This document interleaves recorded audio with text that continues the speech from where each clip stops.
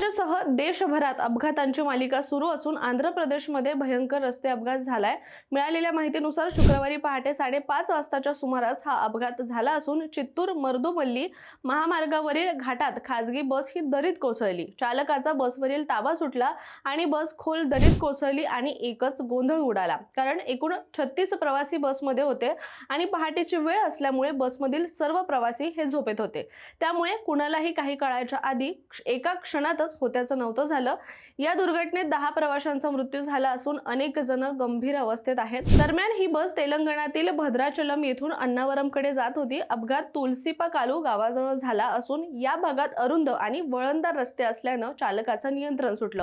अनेक प्रवासी बसमध्ये अडकले होते, पण स्थानिकांनी तात्काळ बचाव कार्य सुरू केलं आणि पोलिसांना देखील माहिती दिली। जिल्हाधिकारी दिनेश कुमार यांनी अपघाताची माहिती देताना सांगितले की प्रशासनानं युद्धपातळीवर बचाव कार्य सुरू केलं आणि जखमींना भद्राचलम क्षेत्र रुग्णालयामध्ये दाखल करण्यात आले। जखमींपैकी अनेकांची प्रकृती गंभीर असल्यामुळे मृतांचा आकडा वाढण्याची सुद्धा भीती व्यक्त करण्यात आली आहे।